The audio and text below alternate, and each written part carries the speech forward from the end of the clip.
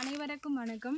நம்ம இப்போ எங்கே இருக்கோம்னா, ஒரு முந்திரி தோப்பில் இருக்கோம். ஸோ இந்த முந்திரி தோப்பில் வந்து இன்றைக்கி என்ன பார்க்க போகிறோம்னா, டைபேக் அப்படின்ற ஒரு டிசீஸை பற்றி பார்க்க போகிறோம். டைபேக் எதனால் வருது அப்படின்னா வந்து, ஒரு பூசண நோய் வந்து தாக்குறதுனால தான் வந்து நம்மளுக்கு இந்த மரத்தில் வந்து டைபேக்ன்றது வருது. ஸோ டைபேக்கோட சிம்டம்ஸ் அப்படின்னு பார்க்கும்பொழுது, இந்த பூ இருக்கும்ல, அதில் வந்து டிப் டவுன்வர்ட்ஸ்லேருந்து நம்மளுக்கு வந்து ட்ரை ஆகிக்கிட்டே வரும். அதனால நிறைய ஈல்டும் வந்து நம்மளுக்கு கம்மியாகுது. ஸோ ஃபார்மர்ஸ்க்கு வந்து மேஜராக வந்து இப்போ இருக்கிற ப்ராப்ளமே இந்த டைபேக் தான். ஏன்னா இந்த ஃப்ளார் வந்து ரொம்ப கருகிறதுனால அதுலேருந்து பூலேருந்து நெக்ஸ்ட்டு பிஞ்சு பூ, அதுக்கப்புறம் நட்ஸ் எதுவுமே வராது. ஸோ அதனால் வந்து நம்மளுக்கு ஈல்டு அதிகமாகவே ஃபார்மர்ஸ்க்கு குறையுது. ஸோ நெக்ஸ்ட் இதில் என்னென்னா மீலிபக்கோட டேமேஜும் இருக்குது.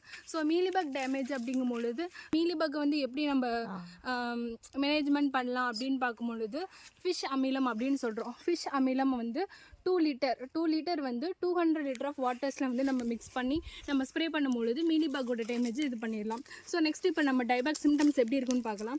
பார்த்திங்கன்னா இதில் நல்லா தெரியும், ஃபுல்லாகவே காஞ்சிருச்சு. ஸோ இதில் வந்து நெக்ஸ்ட்டு எந்த பிஞ்சோ இல்லைனா ஃப்ரூட்டோ எதுவுமே வராது. ஸோ இதில் பார்த்திங்கன்னா நட்ஸு ஃபுல்லாக டேமேஜ் ஆகிருக்கு. ஸோ இதில் வந்து இம்பார்ட்டண்ட்டாக இருக்கிற எக்கனாமிக் பார்ட்டே வந்து நட்ஸு தான். ஸோ நட்ஸ் டேமேஜும் வந்து நிறையவே இருக்குது.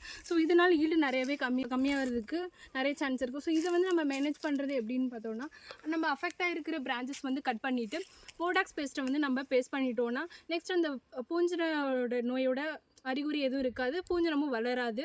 நெக்ஸ்ட்டு வந்து நம்ம அப்படி இல்லை பேஸ்ட் பண்ணல அப்படிங்கும் பொழுது போடாக்ஸ் மிக்சர் வந்து 1% வந்து நம்ம ஸ்ப்ரே பண்ணிட்டோம்னாலும் இந்த டிசீஸை கண்ட்ரோல் பண்ணலாம். தேங்க்யூ.